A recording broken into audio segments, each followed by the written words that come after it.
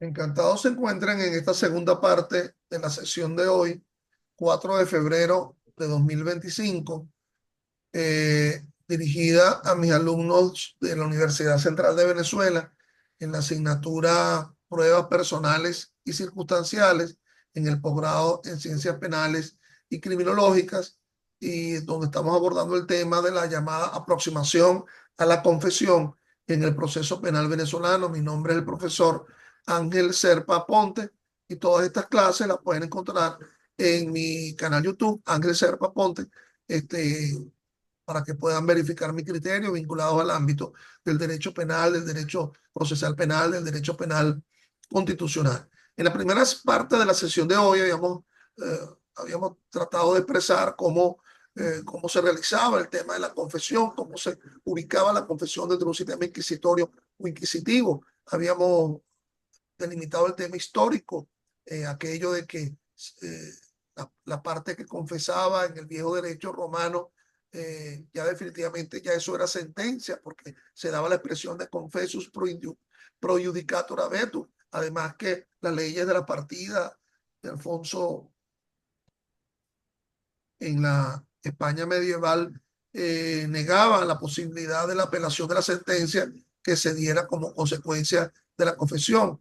Y nos encontramos en la idea de que la confesión obviamente pasa no solamente por la imposición del precepto constitucional, el precepto constitucional establecido en el artículo 49, numeral 5, en donde se nos habla de la no confesión coacta, es decir, siquiera la declaración coacta por parte del acusado, mucho menos la confesión, pero que no basta exclusivamente con que se refiera la llamada no confesión coacta, sino que debe asegurarse definitivamente que ese acusado se encuentra en las condiciones psiquiátricas, en las condiciones psicológicas óptimas para poder aceptar su confesión en el ámbito de que lo está realizando libre de apremio y coacción, puesto que nada menos y nada más que existe la figura de la llamada incapacidad del procesado, conforme al artículo 130 del Código Orgánico Procesal Penal. Si se dan cuenta, esa figura, ese instituto de la incapacidad del procesado, es nada menos que una de las causales, uno de los literales de las excepciones que puede presentar la defensa conforme al artículo 28, numeral 4. Entonces, dentro de ese numeral 4 del artículo 28 del Código Orgánico, nos vamos a encontrar con el literal que está vinculado a la llamada incapacidad del procesado, en el cual puede ser que ese procesado que se desenfoque, ¿verdad? Afirmando asuntos inclusive personales o asuntos de otro. Es decir, el tema de la incapacidad del procesado también ha de estar presente en la llamada delación, y por eso es que debe permitirse el ejercicio del derecho a la defensa, del llamado ejercicio del interrogatorio para verificar las condiciones psíquicas, mentales que se encuentre ese delator que pretende con su dicho delatar a otro, y ya no solamente asumir la confesión en causa propia, sino servir como testigo, como un testigo privilegiado en lo que atañe a la causa del litisconsorciado pasivo, es decir, de ese coacusado, bien sea como coautor o bien sea como partícipe dentro del hecho, bien sea su condición eh, de, de realizar de forma conjunta, auxiliando el hecho. Claro, aunque en el caso de la confesión no se vería como, en el caso de la delación, no se vería como muy lógico que alguien que ostente la condición de acusado por la autoría del hecho, sea quien vaya a delatar a un cooperador o a un cómplice o a un más. Si la idea sí sería comprable, si sería adquirible en el caso de que se trate del determinador, del instigador, si el autor material manifestando que ha sido instigado, que ha sido determinado por otro, bien sea por el pago de una determinada cantidad a los efectos de poder establecer elementos con respecto al sujeto de mayor incidencia en la realización del delito, al que no se le consigue con pruebas distintas a la propia delación, conforme al artículo 40 del Código Orgánico Procesal Penal. Entonces, sigamos hablando de esas características generales de la confesión en el proceso penal venezolano. Y hay que advertir que dentro de la doctrina les ha llamado exigencias de la confesión, es decir, ha de ser prestada sin estar el imputado no puede ser aceptada si no está en completo estado de tranquilidad, sin entera libertad para hacerlo bajo presión o bajo la coacción moral que imponga el juramento mediante apremios ilegales. Es obvio que la falta de juramento es una de las circunstancias que niega, es una de las circunstancias que afirma, mejor dicho, la no coacción, el no coartamiento en la realización en la realización de esta prueba. Entonces, la realización de la confesión sin juramento, es decir, sin ese acto, digamos, que para algunos es formal, que para algunos obedece al respeto a sacramentos, en fin, que en todo caso ha de ser en forma libre y por lo tanto se descalifica esa confesión cuando ha sido prestada sin estar el confesante en completo estado de tranquilidad.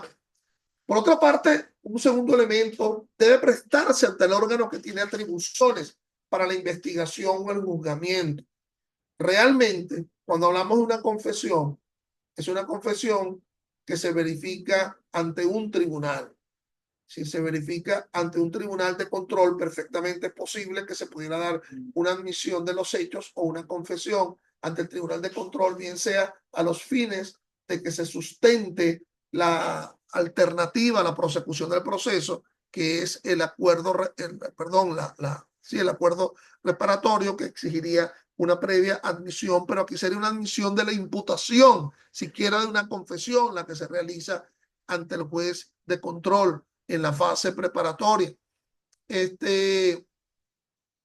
por la que se realiza ante el juez de control en la fase intermedia, bien sea también lo mismo en lo que atañe a la suspensión condicional del proceso, otra alternativa a la prosecución del proceso que es regulado en los artículos 43 y siguientes del Código Orgánico Procesal Penal, en donde pudiera darse esa admisión de los hechos a los fines de que se posibilite la alternativa, bien sea en la fase preparatoria o en la fase intermedia. Obviamente ante el juez de control, pero también pudiera darse ante el juez de juicio. Eso de las confesiones, eso de la confesión ante un órgano de investigación como pudiera ser el Ministerio Público, se da en el caso de la declaración del testimonio, de la declaración como testigo, de la cual no se tiene ningún elemento todavía a la mano para imputársele de la comisión de un hecho, y esta persona comienza su declaración como testimoniando ante sede fiscal, pero luego se empieza a autoincriminar en el desarrollo de la declaración, y es allí donde tiene que ser detenida la declaración, y ahí es allí donde el fiscal del Ministerio Público tiene que imponerle del precepto constitucional, manifestarle que usted que está protegido por el artículo 49, numeral 5 de la Constitución, y que por lo tanto usted no está obligado a declarar. Obviamente, a partir de ese momento, su declaración sería una declaración que pudiera ser entendida como una confesión, pero luego de que se le impone del precepto constitucional, si a medio camino en su declaración, si al inicio de su declaración no se tenían elementos que incriminaban o que imputaban. Entonces, recuérdense que en todo caso, ha de existir el llamado acto de imputación, y entonces esa declaración no debería continuar porque el sustento imputatorio es previo a la confesión, y por lo tanto, si se pretende el sustento imputatorio a partir del propio dicho de alguna persona, primero debió habérsele manifestado su noción de imputación. su incriminación a los efectos de que pueda servir la confesión a renglón seguido. Entonces debe ser prestada expresamente y con el propósito de confesar, por lo que en el proceso penal se dice que no se admite si es con coacción. Entonces, recordemos que en el proceso civil existe la llamada posiciones juradas, en lo cual es distinta con respecto al proceso penal. Aquí, cuando se presta expresamente, es a los fines, pues, evidentemente, de la llamada admisión de los hechos. Es decir, no se puede entender en el proceso penal que exista la llamada confesión ficta, el hecho de que se renuncie a declarar por parte del imputado no lo está haciendo considerar como quien manifiesta una confesión. Entonces, no existe la llamada confesión ficta, es decir, la ausencia de declaración no hace admitir el hecho ni hace admitir la responsabilidad. Entonces, tampoco debe ser prestada con coacción a los efectos de manifestar lo atinente a la fuga del imputado.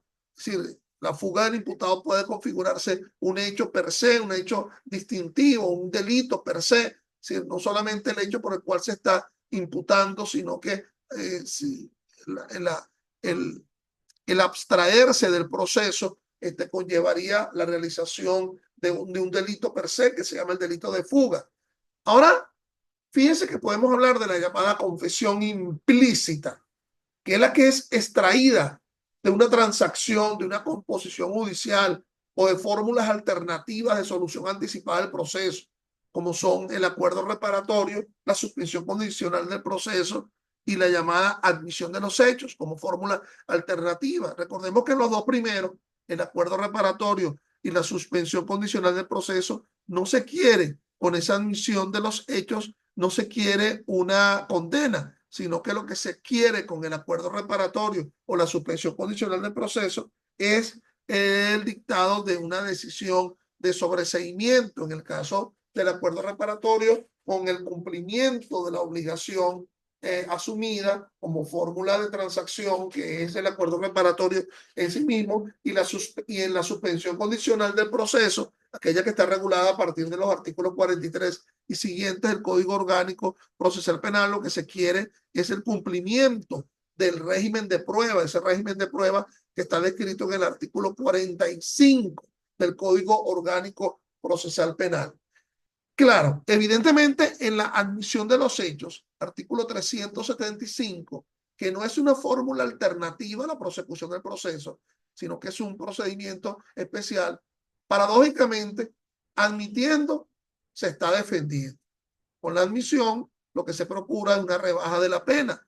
Esa rebaja de la pena, que si se tratara de la admisión de alguno de los delitos descritos en el propio artículo 375 del COP, sería de hasta una tercera parte o una rebaja de la pena que pudiera ser hasta la mitad de la pena, si se tratara de alguno de los delitos que no están descritos en el artículo 375 del Código Orgánico Procesal Penal. Como se dan cuenta, en los tres casos, en el caso del acuerdo reparatorio, en el caso de la suspensión condicional del proceso y en el caso de la admisión de los hechos, estaríamos hablando de una previa imputación, es decir, de una confesión que se está haciendo una previa imputación, a un previo señalamiento, a un previo haberse indicado a otro en la comisión del delito. Por cierto, saben ustedes, y es bueno reiterarlo, que la admisión de los hechos también forma parte del acuerdo reparatorio y también forma parte de la suspensión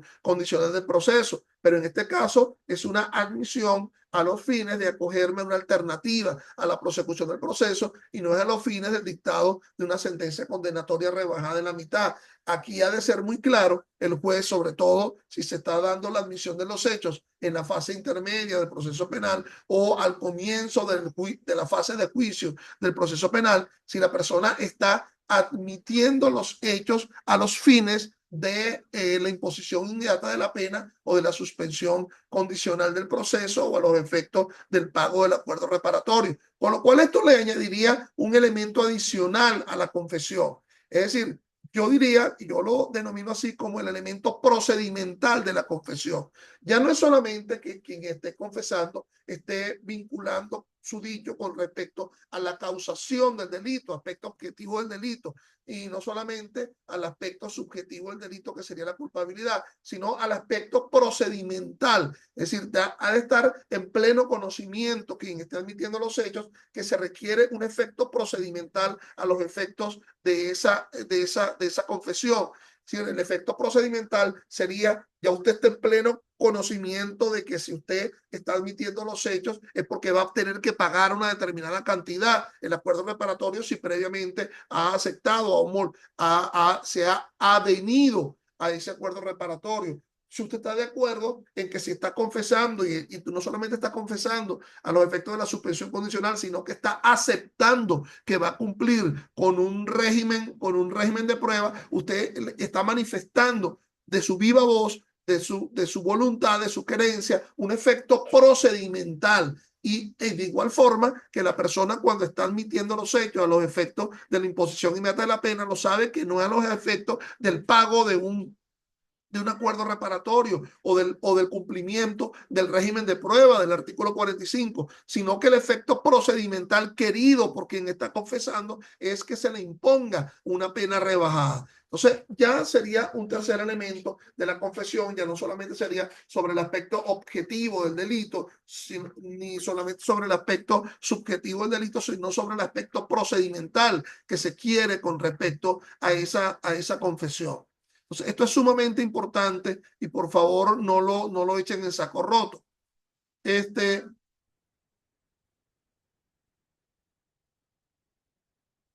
Veamos el famoso precepto del artículo 49, numeral 5 de la Constitución en su texto. Forma parte del debido proceso.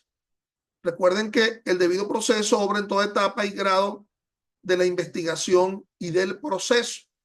Por lo tanto, ese debido proceso ha de estar presente en cada uno de esos elementos, y este es uno de los derechos de la no confesión coacta, que ha de estar presente también en la fase de investigación. Numeral 5. Ninguna persona podrá ser obligada a confesarse culpable o declarar contra sí misma. O sea, evidentemente, si se habla de ser obligada a confesarse culpable o declarar contra sí misma, es porque hay un señalamiento, hay una invocación de responsabilidad previa a la declaración. Una persona podrá ser obligada a confesarse culpable, se le ha sindicado previamente. Fíjense que se habla de no ser obligada a confesarse culpable.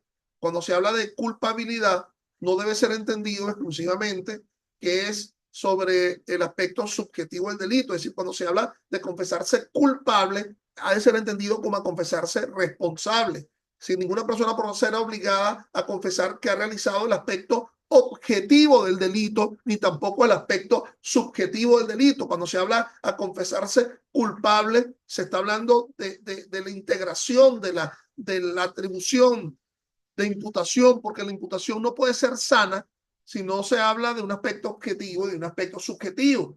Entonces, a confesarse culpable ha de ser entendido a que realizó el hecho, pero que también se mantuvo en esa relación psicológica, en ese nexo, digamos, subjetivo entre el autor y el hecho, es decir, que tenía plena noción del carácter antijurídico de esa norma que era sancionada por el derecho, para no hablar del aspecto psicologista de la culpabilidad, o a declarar contra sí misma. Nótese que en este caso, cuando se habla de declarar contra sí misma, pareciera que es un apartado a no confesarse culpable, es decir, a estar manifestando elementos que no aún le fueron imputados. Aquí tendríamos entonces una segunda parte de la llamada confesión. No le han sido imputados, pero se le está obligando a que declare contra sí misma, porque a partir de su propia declaración es que va a resultar la imputación. Por lo tanto, está inadecuadamente debe ser configurado una confesión, aquello que comienza con un testimonio y que luego se deviene en la confesión, porque si se obliga a declarar, porque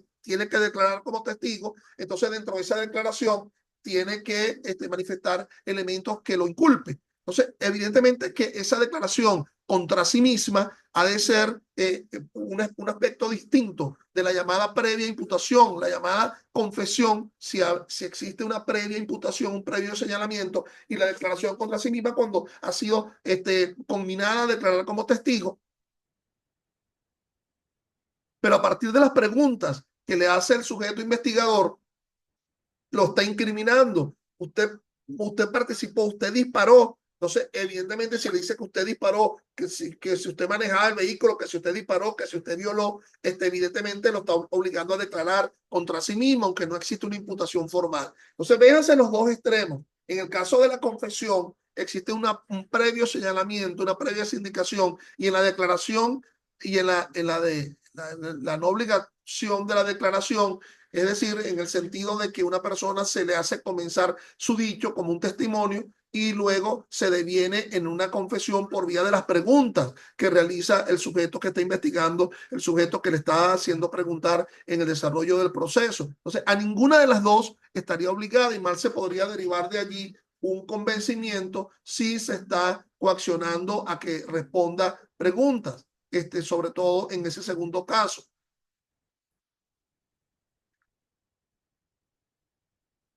No está obligada a declarar contra sí misma o a declarar contra su cónyuge, concubino o concubina o pariente dentro del cuarto grado de consanguinidad y segundo de afinidad. Se recuerden que los llamados parientes cercanos, la relación parental cercana, testigos relacionados, tampoco se está obligado a que se declare en contra de ese esposo o esa esposa, esa persona con la cual se tiene una relación estable de hecho, o un pariente dentro del cuarto grado de consanguinidad y segundo de afinidad. Estaríamos hablando padre, madre, hijo, cuñado, tío. Entonces, la confesión, en definitiva, remata la norma. La confesión solamente será válida si fuere hecha sin coacción de ninguna naturaleza. Si no hay ningún tipo de carácter de adopción puntillosa en cuanto al tipo de coacción. Es decir, la coacción no puede estar presente de forma alguna, bien sea porque se esté señalando a alguien como un declarante dentro de una acusación o dentro de una autoapertura a juicio, la obligación de declarar, siendo que se encuentra dentro de los grados de protección por la no confesión coacta. El cónyuge, concubino, concubino, pariente dentro del cuarto grado de consanguinidad y segundo de afinidad. Recuérdense que estos parientes pueden ser víctimas del delito. Y a pesar de ser víctimas del delito, obra la protección de la no confesión coacta. Puede haber sido un delito en el cual la víctima sea precisamente el pariente, valga la repetición. Y de igual forma se asume la llamada protección por el artículo 49, numeral 5, la no confesión coacta, con respecto a estos parientes. Ahora, evidentemente, si se está declarando en contra de un pariente, no se está confesando, puesto que la confesión alude a la necesidad de la sindicación propia, del señalamiento propia. Nótese que, por lo demás, ¿qué establece la Constitución en el artículo, en el numeral anterior? La llamada presunción de inocencia. Toda persona se presume inocente mientras no se pruebe lo contrario. Se dice probar lo contrario. ¿Qué pasa si le añadiéramos una palabra a la frase y dijésemos toda persona se presume inocente mientras no se le pruebe lo contrario? Al colocar la palabra le, pareciera que todas las pruebas serían pruebas externas a la propia fuente del procesado, como fuente de su propia desvirtuación de su condición de inocente. Mas, sin embargo, no dice se le pruebe lo contrario, mientras no se pruebe lo contrario. Entonces, mientras no se pruebe lo contrario, pudiera ser que la propia admisión de los hechos sea una fuente de desvirtuación de la natural condición de inocente de ese procesado. Es decir, que sí existe la confesión, pero claro, bajo el elemento de la no coacción. Es decir, es una prohibición, es una de las llamadas prohibiciones probatorias, aquella que acuñaba Ernest Belling al comienzo del siglo pasado, ¿verdad? Allá en su famosa conferencia de 1905 y que después acuñaba Manuel Miranda Estampres en sus libros sobre la prueba ilícita en el proceso penal. Entonces, obviamente que es uno de los primeros estamentos, una de las primeras circunstancias de prueba ilícita que en conjunción puede ser artículo 49, numeral 5, con respecto al artículo 181 del Código Orgánico Procesal Penal, donde se establecen las hipótesis de prueba ilícita. Sería uno de los ejemplos más preclaros de la llamada prueba nula, de la que habla el artículo 49, numeral 1 de la Constitución. La prueba debe ser obtenida sin violación al debido proceso. Bueno, nada menos que una de las violaciones al debido proceso sería la no adopción del principio de la no confesión coacta del artículo 49, numeral 5. Pero veamos entonces el supuesto especial de la delación descrito en el artículo 40 del Código Orgánico Procesal Penal. El fiscal del Ministerio Público solicitará al juez de control autorización para aplicar el presente supuesto especial cuando se trate de hechos productos de la delincuencia organizada o de la criminalidad violenta.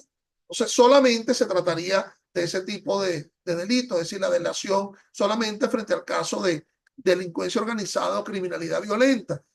Con mucha más razón cualquiera de los delitos que estén descritos en la ley orgánica contra la delincuencia organizada y el financiamiento del terrorismo, pero no necesariamente circunscrito a ellos, sino que también puede ser el delito de secuestro establecido en la ley contra el secuestro y la extorsión, y asumiendo la idea de que también el secuestro se encuentra presente en la ley contra la delincuencia organizada y el financiamiento del terrorismo como delitos externos, pero que son de delincuencia organizada. Y el imputado colabore eficazmente con la investigación. Fíjense que habla de eficazmente con la investigación. Si la eficientización del dicho, de la delación, a los efectos de sustentar la investigación. Aporte información esencial para evitar que continúe el delito o se realicen otros. Ayude a esclarecer el hecho investigado u otros conexos o proporcione información útil para probar la participación de otros imputados o imputadas. Entonces, se trata de una facilitación, de una eficientización en la investigación a esos fines que allí se indican. Por cierto, que cuando se habla para probar la participación de otros imputados, no debe ser entendido como el concepto de partícipe en el delito, sino que ha de ser entendido como la intervención de otros en el delito. Siempre que la pena que corresponda al hecho punible por el cual se le investiga sea menor o igual que la de aquellos cuya persecución facilita o continuación evita. Entonces, la noción de que quien está admitiendo por vía de la delación como una fórmula de confesión. ¿Por qué? Porque es una fórmula de confesión. Porque está admitiendo los hechos en causa propia y está señalándole al otro la realización de un hecho de mayor relevancia que el propio hecho. Es decir, fíjense que acá sí pudiera haber un tema en el cual hay que hacer ciertas acotaciones paradójicas. Imaginémonos que sea el delito descrito en el artículo 149 de la Ley Orgánica de Drogas, es decir, el tráfico de estupefacientes. Y lo que se trata es de la delación del buhonero de la droga, del que está a lo mejor vendiendo 900 gramos de cocaína, pero lo que se quiere es tener la imputación para el gran traficante. Entonces, a lo mejor ambos asumen la misma pena, pero realmente lo que se quiere es la realización del gran traficante. Imaginémonos en el caso del homicidio. criminalidad violenta. Imaginémonos en el caso de que yo no he disparado a nadie, es decir, yo he sido solamente un cooperador, un partícipe en la realización del hecho, y voy a tener la misma pena con respecto al autor, con respecto a lo que establece el artículo 83 del Código Penal. Ese cooperador va a tener la misma pena del autor, al igual que el cómplice necesario, pero realmente el cooperador ha sido un ayudante en la realización del hecho. Entonces, por lo tanto, el tema de la misma pena ha de ser entendida también en función del tipo de concurso de personas en el delito o el tipo de participación específica, no solamente tomando en cuenta la objetivización del tema de la misma pena del que no se pudiera entonces ser delator. Bueno, si se es delator, entonces porque obviamente tuvo una participación en el delito inferior con respecto al a quien se está buscando por vía de la delación como gran autor, como gran responsable de la comisión del delito. El tiempo nos está premiando para seguir analizando esta norma. Vamos a lo que dice su aparte. Admitida la solicitud del Ministerio Público, es decir, admitida la solicitud del Ministerio Público en el sentido de que se tome en cuenta la condición de delator, porque ese delator va a ser eficiente a la realización de la comprobación de un hecho con respecto a una persona sobre la cual no se tiene elementos de investigación. La causa seguirá al informante, la causa seguida al informante se separará, ordenándose el resguardo de aquel en un establecimiento que garantice su integridad física, para lo cual cooperarán todos los organismos del Estado que se requieran. Es una de las llamadas excepciones a la unidad del proceso. Es una de las excepciones de lo que se denomina el rompimiento, así como que si tuviera una tijera para cortar, el rompimiento de la continencia de la causa. Entonces ya no se mantiene la unidad del proceso con respecto al delator, con respecto al delatado, sino que ya se mantiene un rompimiento de la continencia de la causa, se separará de la causa para verificar precisamente la eficientización del dicho del delator con respecto a ese delatado.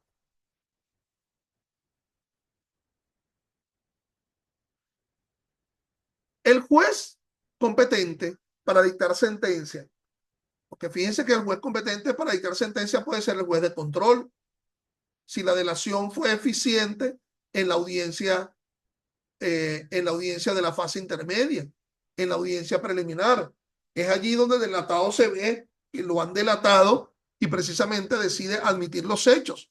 Entonces, ese juez puede ser el juez de control, el que va a dictar la sentencia. Ambas sentencias, la sentencia del delator y la sentencia del delatado. En la oportunidad correspondiente rebajará la pena aplicable a la mitad de la sanción establecida para el delito que se le impute al informante, aun cuando hayan sido satisfechas las expectativas. Perdón, cuando hayan sido satisfechas las expectativas, lo cual deberá constar en el escrito de acusación. Nótese que en el escrito de acusación se va a manifestar que la delación realizada en sede fiscal es tan eficiente, fue tan eficiente para el fiscal del Ministerio Público, que le permitió acusar al delatado sobre la base de lo dicho por el delator. Fíjense, el juez competente para dictar sentencia. Obviamente que el juez con natural para el dictado de esa sentencia sería el juez de juicio, cuando en la realización del juicio oral y público el delator manifiesta sus dichos con respecto al delatado, y lo cual se permite el ejercicio del contrainterrogatorio, porque todo el proceso es contradictorio, como lo indica el artículo 18 del Código Orgánico Procesal Penal, y no puede haber una diferencia, no puede haber una excepción tratándose del supuesto especial. Pero si el dicho ha sido eficiente en la fase de investigación a los efectos de mantenerlo en la acusación, y allí es cuando el delatado, perdón, admite los hechos, bueno, evidentemente que nos quedaría la confesión, nos quedaría cómo se valora la confesión del delator. Bueno, evidentemente que allí, siendo doble su labor, siendo que ha sido eficiente en la admisión de los hechos en causa propia, se le daría la rebaja que surge del artículo 375 del Código Orgánico Procesal Penal. Y a lo que queda de esa rebaja en ocasión del artículo 375, se le va a dar la rebaja en ocasión al artículo 40 del Código Orgánico Procesal Penal. Es decir, sería una doble rebaja, una en función de su carácter de admitente en causa propia, de confesión en causa propia, y uno por ser de testigo en la causa del otro. Bueno, ya el tiempo se me agotó. De nuevo, repito, ustedes no utilizan eso, no me preguntan, no me llaman, no me escriben a los efectos de conocer, de dilucidar las dudas que se han manifestado en esta clase y ni siquiera responden las preguntas al comienzo de la misma. Bueno, en todo caso, nos vemos hasta una próxima oportunidad. Gracias.